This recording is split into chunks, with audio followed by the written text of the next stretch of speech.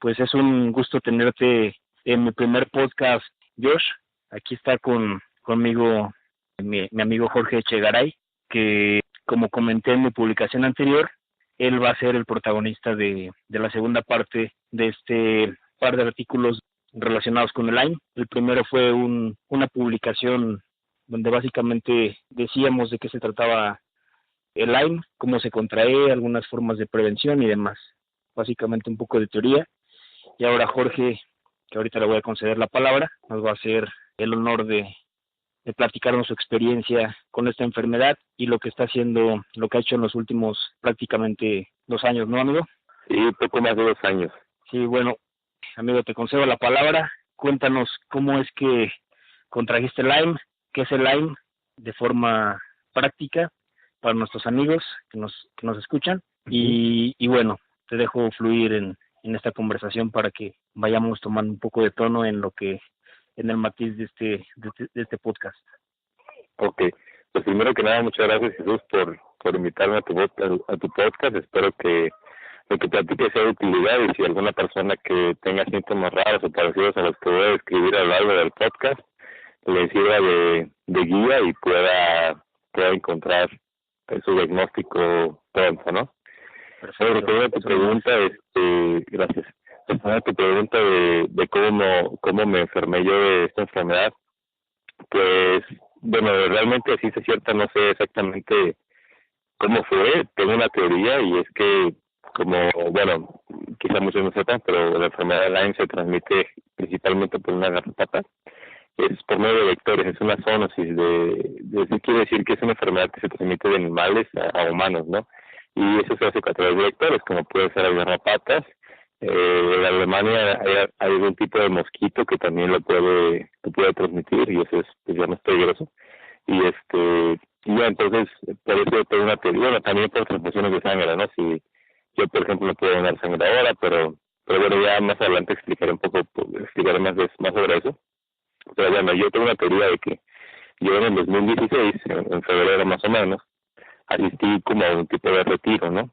Y eso fue a campo, no campo abierto tal cual, pero estaba yo muy cerca del pasto y de la vegetación, por así decirlo, ¿no? Que no era una vegetación muy así como de maleza, ¿no? Sino era, hasta cierto punto, un poco citadina, pues era un tipo de casa de campo, pero no tan adentrada en el campo, sino en las orillas de una ciudad, que es cerca de la Ciudad de México. Entonces, Okay. Sí, cerca de la Ciudad de México. Entonces, pues bueno, no parecía pues nada peligroso, ¿no? Normal. O sea, tú sales un día pues con tus amigos y a divertirte, a conocer algo nuevo, y no crees que te vaya a pasar algo malo, ¿no? Y pues bueno, yo fui a como retiro, y nos quedamos a dormir por la noche bueno, con las ventanas abiertas, puertas abiertas, porque hacía mucho calor, y afuera está el pasto y unos jardines y así, ¿no? Entonces, yo recuerdo que tal vez la experiencia que tuve, como más o menos como a la semana, yo noté que tenía unos piquetes en el cuello, así 2 piquetes, pero parecía más como un piquete como de araña. Y no le presté importancia porque pues no me sentía mal, o sea, normal, ¿no? Me daba un poco de comezón, no se veía como un piquete grave, pero sí se ve como un tipo de costra, ¿no? Como si hubiera sido un mosquito más agresivo, ¿no? O una araña, quizá.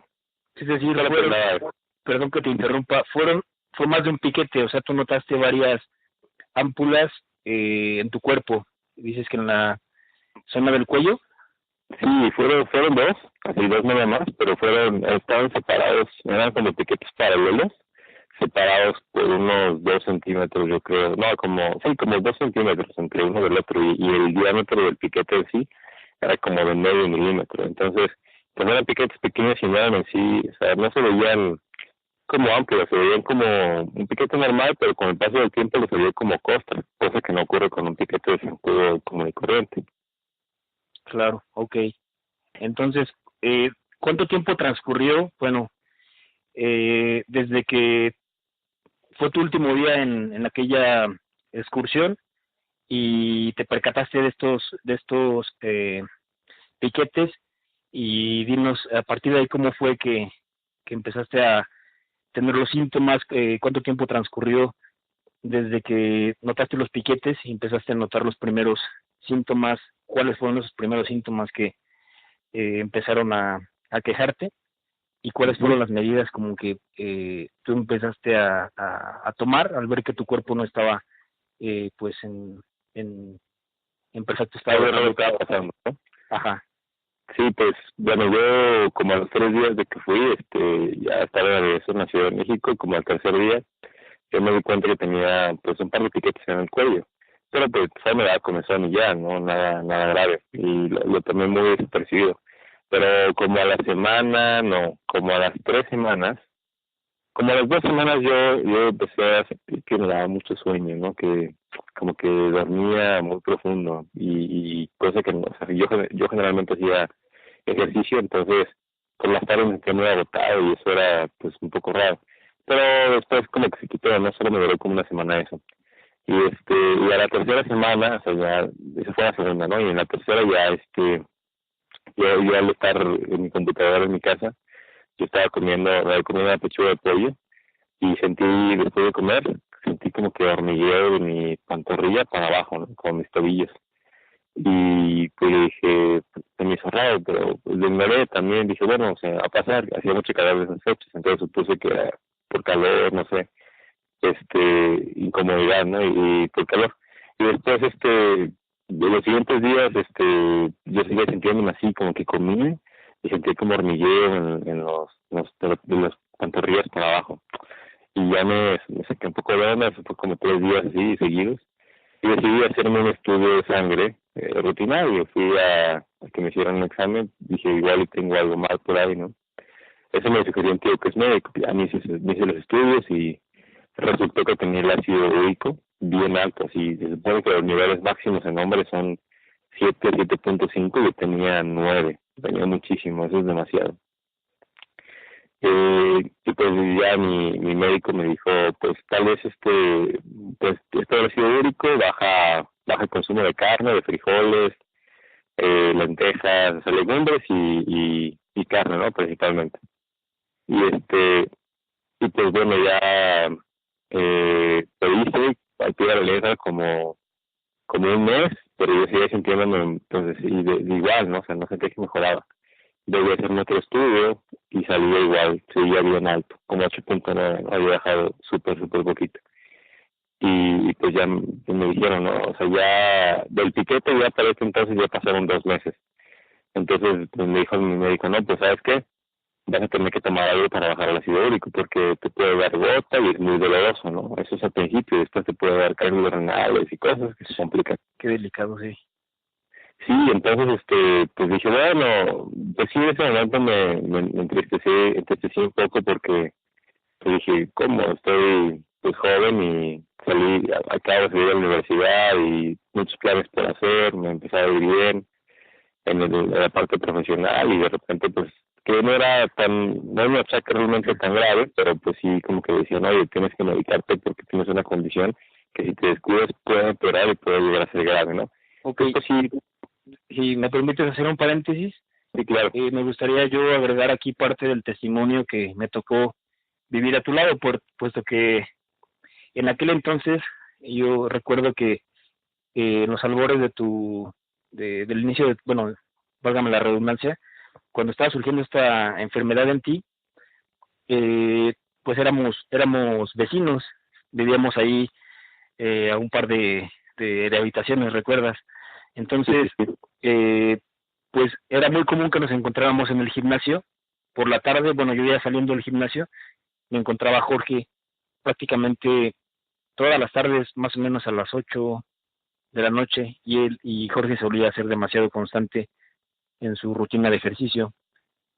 Él comenzó a platicarme de esto, solíamos a veces coincidir también, más bien coincidíamos muy frecuentemente en nuestra cena, y por la noche platicábamos. Jorge comenzó a decirme de esta situación con el ácido úrico y empezó a variar su alimentación, ¿es así, Jorge? Sí, estoy bien constante. Dada esta observación médica, y entonces pues prácticamente Jorge se hizo vegetariano, y a partir de ahí, bueno, yo empecé a ver su ausencia en el gimnasio, me empezó a comentar de estos de estas molestias en su cuerpo, y a partir de ahí pues obviamente yo también supe que algo no estaba bien. Después de ahí Jorge, en la parte laboral, en la parte profesional, Jorge había recién concluido su se había graduado de ingeniero en telecomunicaciones y sistemas electrónicos en el TEC de Monterrey, Campus Ciudad de México, donde por cierto yo estaba laborando también en aquel entonces, y poco después obtuviste un contrato en Guadalajara, ¿no, Jorge? Con una empresa que está en aquella ciudad, y te fuiste. Entonces yo te perdí un poco la pista, pero supe que algo andaba mal con tu salud. Entonces a partir de ahí ya no me resultó tan claro, sino hasta que poco después hablamos y me comentaste de esto, y que ahorita tú ya le vas a dar continuidad en cuanto a... Sí, sí. Ajá. Sí, pues de hecho, mientras yo seguía, como bien lo dices, mientras seguía yo estando ahí en la Ciudad de México antes de irme, porque yo me fui en junio, finales de junio del 2016, estuve, pues bueno, el piquete fue en febrero más o menos, y de febrero a junio fue que se desarrollaron diversos síntomas, ¿no? Y por eso dejé de ir al gimnasio, ¿no? Que sentía primero como incomodidad, luego también el que estaba ahí medio tristón, y además cuando sí ya me pegó más fue cuando se empezaron a inflamar las articulaciones de las manos, sentía como, se me sentía hinchadas y como si un líquido se regara por adentro, y se veían pues así como bultos en la parte de los nudillos, cerca de los nudillos, donde están los tendones, en el dorso de la mano. Okay, sí. Primero fue la mano derecha, luego fue la mano izquierda, y me dolía un poco, no mucho, pero sí me dolía algo. Y pues eso ya fue que dije, no, pues no puedo estar haciendo gimnasio porque me voy a lastimar las articulaciones. Entonces, pues sí, ¿no? Tanto físico como anímicamente, pues ya empecé a irme para abajo. Pero como bien dices, no, me fui a Guadalajara, me ofrecieron un trabajo que me gustaba, y decidí aventurarme, y pues ya no me fui a Guadalajara, y dije, bueno, a echarle la buena cara al mal tiempo. Y pues ya estuve ahí, y a la par de estar trabajando, yo seguía con síntomas, fui empeorando, visité a otros doctores, médicos internistas, me hicieron estudios hasta me hicieron estudios para ver el índice de cáncer, pues estudios de tiroides, de perfil reumático, o sea, un montón. En el año 2016 me habré hecho unas como 15 biometrías hemáticas o 15 sacadas de sangre para analizar mi sangre. Qué fuerte. Hicieron, pues, no cuento estudio, ¿no? Radiografías, varias cosas. Y total que para yo en septiembre del 2016 fue el periodo, uno de los periodos más feos que he tenido en mi enfermedad, que fue que se me inflamaron las articulaciones de las rodillas, y final de septiembre, y ahí sí yo estaba muy mal, ¿no? O sea, ahí yo casi una semana que casi no podía caminar, que de verdad tenía que estar sentado, no podía dar más de 10 pasos porque sentía que me daba mucha incomodidad en las rodillas, ¿no? Y yo no podía permanecerme de pie, tenía que caminar pues como una persona ya grande, ¿no? Uh-huh. Sentía la necesidad de usar un bastón o un tipo de andadera porque yo de verdad no podía, pues. Y no lo hice, aún así me opuse y dije, no, o sea, no, si empiezo a dejarme caer, no, o sea, no puedo dejarme caer, ¿no? Claro. Y yo seguí, ¿no? Y fueron 2 semanas que estuve, una semana muy mal y otra semana como que recuperándome. Total que para noviembre ya estaba mejor, pero pues aún seguía con mis síntomas, ¿no?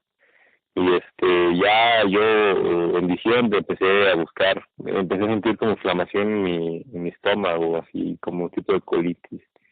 Y dije, no, esto ya es, esto no puede ser así de nada más. Sí, esto no puede ser así de nada más. Yo estaba diciendo, vamos a matarlo con regularidad.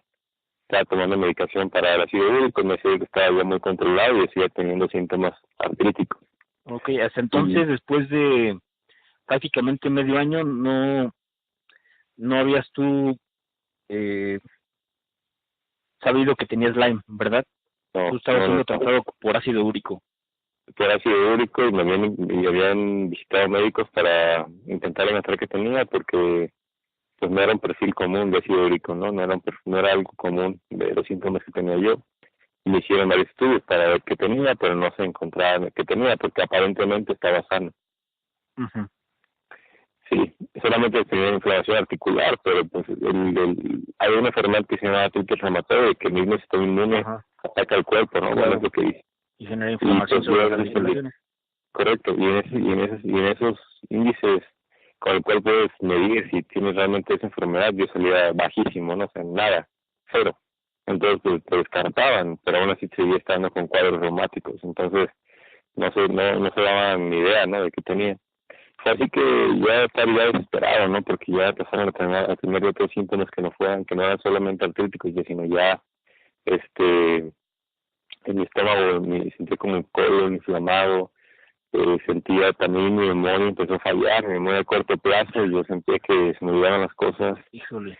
Entonces, sí, ya me sentía mal, ¿no? Y empecé a buscar así, tardes enteras buscando enfermedades que se asemejaran con mi cuadro clínico. Sintomatológico. Sí. Y vi que había una, ¿no?, que se llama enfermedad Lyme, y en Tijuana había un hospital donde estaba especializado, por así decirlo, en esa enfermedad. El hospital se llama Hospital México, está en Tijuana. Y pues ya, yo llamé, platiqué un poco de mis síntomas y me dijeron, bueno, vente para acá, pues hacemos estudios. Yo llamé el miércoles o martes y hice cita para el sábado, y ese mismo sábado en la mañana me volé para allá. Llegué, me hicieron mis estudios. Un estudio es checar tu sangre en un microscopio, y se ve tus glóbulos rojos, glóbulos blancos. La enfermedad de Lyme es provocada principalmente por es provocada por varias bacterias, pero principalmente por una, tiene que estar a fuerzas esta, que se llama Borrelia burgdorferi. Es una bacteria con forma de espiral, como un gusano, ¿no? Sí. Entonces se alcanza a ver si uno ve la sangre en el microscopio a un 400x o 1000x o mil veces de acercamiento, o 400 veces de acercamiento, se alcanza a ver la bacteria. Entonces me hicieron ese estudio rápido para ver que si tenía o no, y pues sí, o sea, yo vi ahí en mi sangre nadar pues bacterias, encima, como si fueran gusanos, medio de miedo, ¿no? Ajá. Se veían ahí pues cerca de mis glóbulos rojos, no eran tantas, pero sí llegué a ver varias. Fue importante ver este gusano, saber que tenías esta bacteria en tu cuerpo, ¿no? Pues no fue impactante, la verdad es que fue muy, pero muy alivio, o sea, yo sentí mucho alivio, fue muy aliviante, fue muy reconfortante porque yo por fin tenía un diagnóstico, o sea, yo lejos de entristecerme, yo dije, por fin sé que tengo, ¿no? Y dije, bueno, en ese momento pues fue una gran victoria, pero no sabía lo que me enfrentaba, eso apenas llevaba yo 10 meses de tener cuadros, bueno, tener síntomas. Ahora llevo ya más de 2 años y aún sigo con esto, ¿no? Entonces, en ese momento yo me sentí muy bien, pero bueno, lo que se avecinó tampoco estuvo fácil, ¿no? Sí. Bueno, Bueno, te haré una pequeña pregunta. ¿A qué crees que se deba que no fue tan fácil la detección de tu enfermedad? Es decir, en México no es tan común esta enfermedad. Tal vez nos puedas decir un poco de las estadísticas que tú hayas investigado. sí. O qué ocurre, ¿por qué no fue tan sencillo que los médicos, siendo que visitaste varios, te pudieran dar un diagnóstico más temprano, que quizás, me aventuro a decir, pudo haber cambiado el tratamiento que pudiste haber comenzado a tomar? ¿Y por qué no fue más temprana esa detección? ¿No es tan común esta enfermedad? ¿O los medios, digamos, no existe la especialización en el conocimiento de esta enfermedad? ¿Qué ocurre ahí? Sí, pero pues principalmente es bueno, Lyme inició en Estados Unidos, ¿no? En el condado de el viejo Lyme, ¿no? De Old Lyme, arriba de Nueva York, por esa área. En el 75 hubo algo que pasó con esa bacteria, y hubo un boom de artritis juvenil en aquel pueblo, ¿no? Uh-huh. Y durante pues todos estos años se ha creído que esta enfermedad es endémica del norte de América, y que no hay aquí, ¿no? Que no hay en México, mucho menos en Sudamérica. Entonces, mucha parte de mi diagnóstico tan tardío es esa, que no se sabe o no se sabía, porque en estos últimos 3 años ha habido mucha difusión sobre la enfermedad de Lyme en México. Pero hace 3 años, bueno, hace 2 años, la difusión que hay ahora es yo creo que pues mínima, ¿no? O sea, ya estamos es decir, no, ahora tenemos un 80% más de difusión que hace 2 años, yo creo. Okay. Entonces, por lo menos en Guadalajara han habido varios congresos, carreras contra el Lyme, varias cosas, ¿no? En la Ciudad de México también, en Irapuato, Guanajuato, en varios lados, ¿no? En Cancún, en varios lados, Tijuana. Entonces, en Chihuahua ya ha habido mucha difusión de hace 2 años para acá, pero antes no. Entonces, antes hubiera sido mucho más fácil que yo hubiera ido con un veterinario, yo hubiera dicho mis síntomas, y que hubiera ido con un médico, pues, de humanos. Ajá, Porque los veterinarios, ellos están más, es más común encontrar este tipo de enfermedades en perros, o en ganado. Bueno, de hecho no está común en México, pero a mí me lo ven más que los médicos de humanos, ¿no? Ya veo. Entonces en México hay más riquecias, y la riqueza tiene un cuadro más agudo, es más agresiva, pero es más fácil de tratar. Es decir, te enfermas de riqueza y tomas un mes de antibióticos, 2, y ya te curaste. Pero Lyme no, Lyme es una superbacteria. Es una bacteria que por sí sola tu sistema inmunológico no puede con ella. Es como el SIDA es un virus que ataca al sistema inmune, así tal cual. La Borrelia burgdorferi, causante de Lyme, no es un virus, es una bacteria, pero muta. Entonces, cuando el sistema inmune la detecta, generando anticuerpos para marcarlas, para apuntarlas, seleccionarlas como agente agresivo patógeno en el cuerpo, y el cuerpo ya libera células, linfocitos, lo que sea, células blancas para matar a las bacterias. Estas bacterias sí mueren varias, pero mutan, otras mutan. Cuando se mueren, ofrecen esa información a las muertas, a las vivas, por así decirlo, mutan y cambian su antígeno. El antígeno es lo que ocupa el sistema inmune para poder atacar a las células, ¿no? Porque es como tuvieras un soldado, pero ese soldado, si no le dicen que fulano es el malo, pues no va a atacar a fulano, porque si atacara así nomás porque sí, pues podría atacar a las células propias del cuerpo, y es donde se desencadenan las enfermedades autoinmunes. Entonces, claro, entonces no, o sea, entonces por sí solo el cuerpo no puede pelear contra la enfermedad. Además de que cuando es atacado con antibióticos, para poder matarlas, igual muchos mueren, la mayoría, pero las que llegan a sobrevivir se juntan y crean conjuntos de esas bacterias, y crean como un tipo de llamémosle baba, de baba, película protectora, y eso hace que el antibiótico y el sistema inmune no puedan penetrar. Sí, no se pueden mover de ahí, no se pueden mover, ¿no? De alguna manera, no quiere decir que son menos agresivas, pero de alguna manera no están fijas, no tienen movilidad, pero son inmunes, tal cual, son inmunes. Entonces es muy complejo, el cuerpo por sí solo no se puede defender. Al pasar el tiempo gana la bacteria. Entonces es complicado, ¿no? Así como si algunos han escuchado o han visto un documental esos de microbios asesinos, ¿no? O cosas así de Discovery Channel, de superbacterias, de laboratorios y todo eso, ciencia ficción quizá, pues no estamos tan lejos de eso, ¿no? O sea, en México existe una enfermedad y no estamos exentos, ¿no? O sea, de verdad hay que tener mucho cuidado. Aquí en Guadalajara conozco un médico que se llama Jorge Garay. Él recuerdo que me dijo que en solo 4 meses, a pesar de ser una enfermedad tan difícil de diagnosticar y que solamente echándole ganas encuentras el diagnóstico, a pesar de ser tan difícil, en solo 4 meses tuvo 53 nuevos pacientes de Lyme en Guadalajara. Impresionante.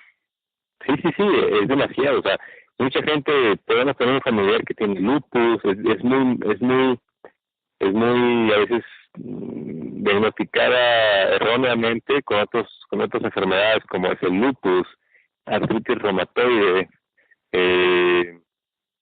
entre otras, ¿no? Pero principalmente esas dos. Entonces, quizá tenemos una tía, la mamá de un amigo, la sobrina, no sé qué, o sea, personas que conocemos, digamos que están un poco cerca de nuestro núcleo familiar y sabemos que tienen enfermedades raras como el lupus o la artritis reumatoide, quizá no tienen eso, quizá tienen Lyme y no lo saben. Claro, fíjate, es muy importante lo que estás diciendo. Hay que cobrar un sentido de sensibilización respecto de esto, de esta enfermedad que está pues adquiriendo difusión, está teniendo cada vez más casos latentes en México y seguramente los habrá en muchos más países, como para que identifiquemos los síntomas y podamos generar una detección más temprana, sabiendo pues que esta enfermedad tiene estas características que nos mencionas y tenerla dentro de contemplarla dentro de las posibles enfermedades que pudiéramos estar padeciendo, ¿no? Sí, correcto. Y ahora ahora que lo mencionaste de que se fijen en estos síntomas que yo he contado, no solamente hay dos vertientes, ¿no? De Lyme, no solamente la artrítica, esa es una vertiente, la otra vertiente es la mental, ¿no? La sistema nervioso central, Neurológica. neurológica, correcto.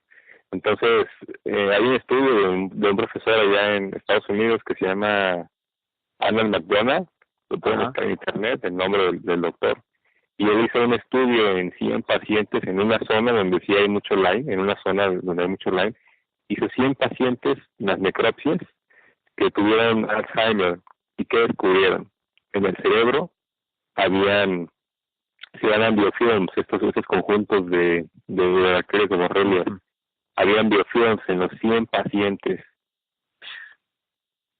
¿Eso qué quiere decir? Que Alzheimer quizás no solamente sea generación de pues ya la senectud, ¿no? Cuando uno es grande que empieza a envejecer y se dan las cosas, ¿no? No quiere decir que no existe el Alzheimer, porque sí existe, o sea, sí se puede degradar el cerebro y llegar a ese punto. Pero también hay otro tipo de Alzheimer que no es provocado por la senectud, sino por una bacteria, y en este caso es la enfermedad de Lyme. Es decir, hay un vínculo totalmente directo a través de esta bacteria, ¿no? Pudiera tener un componente ahí en alto porcentaje vinculado al desarrollo de esta enfermedad. Entonces, muy importante lo que nos estás diciendo, Jorge. Ahora, amigo, Correcto.